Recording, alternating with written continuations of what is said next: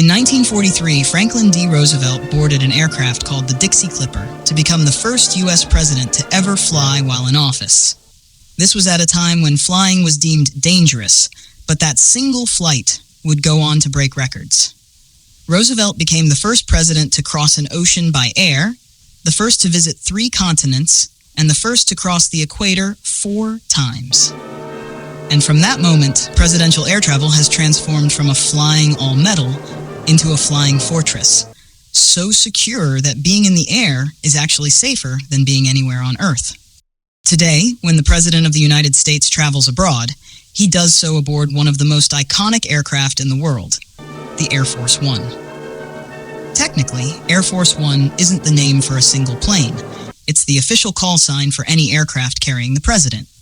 But for decades, the name has become synonymous with one specific model, the Boeing 747-200B. And there isn't just one.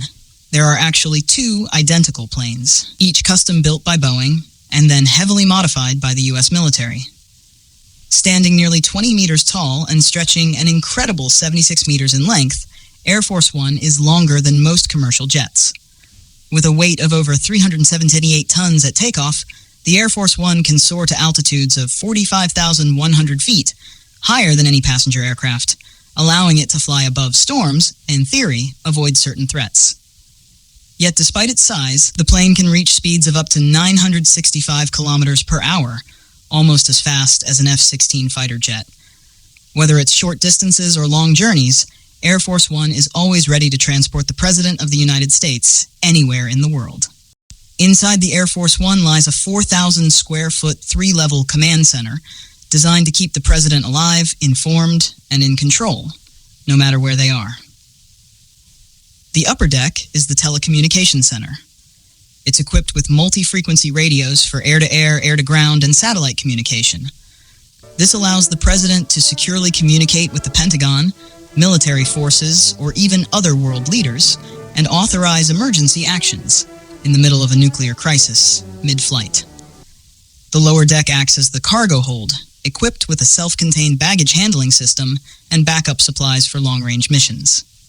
But it's the middle deck where everything truly happens.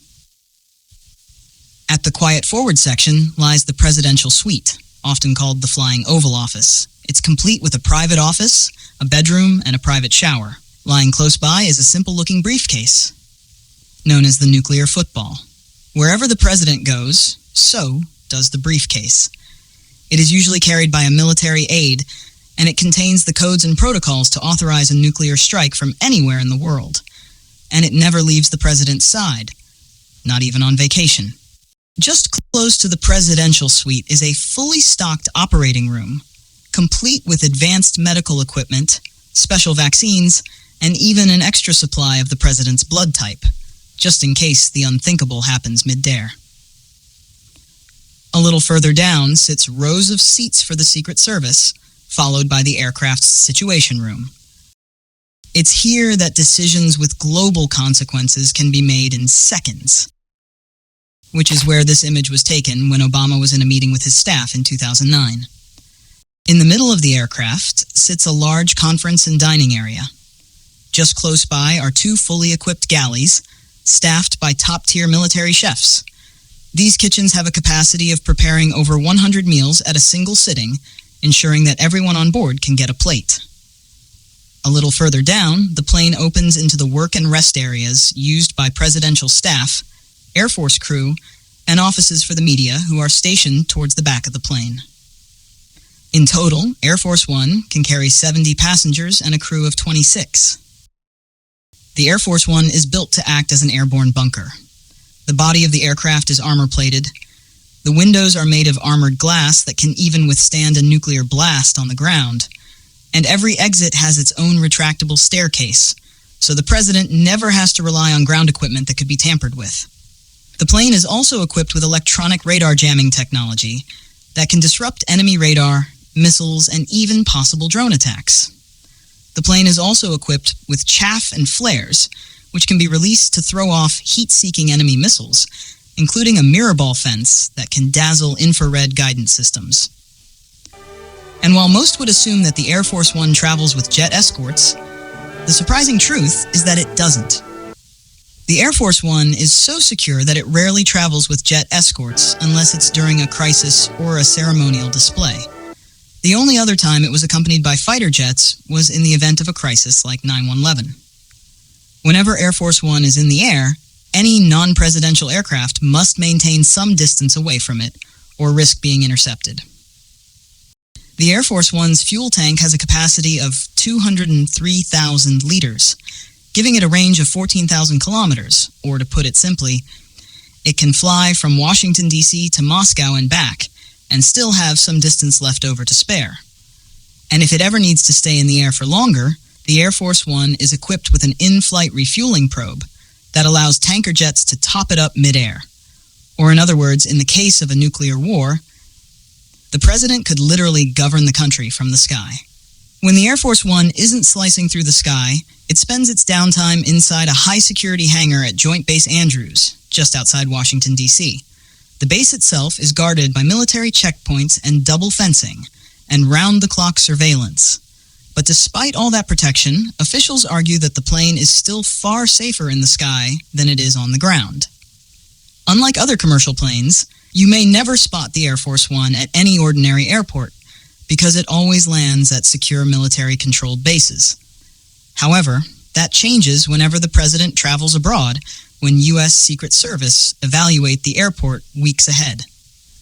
During these visits, air traffic control receives special orders to divert any flights that are scheduled to arrive around the same time as the president's arrival window. And in some cases, even flights at nearby airports get rerouted, so that no one comes too close to the Airforce One. The pilots who fly the Airforce One come from the Air Force and are highly trained for the rare event of an attack. The crew includes 2 pilots, a navigator, and an engineer in the cockpit. In 1974, when President Nixon visited Syria, the Syrian government sent 4 MiGs to welcome and escort Airforce One to the base, but the message wasn't passed on to the crew. The crew, fearing an attack, took immediate evasive action, which included a steep dive and violent banking. Passengers were reportedly thrown to the floor. This went on for several minutes, until the pilot finally received word that the MiGs were friendly. But operating the Airforce One does not come cheap, not even close. Every hour this flying fortress is in the air costs an estimated $220,000, meaning a single overseas trip can burn through millions of dollars before the wheels even touch down. But protecting the president is, to a certain degree, about projecting strength.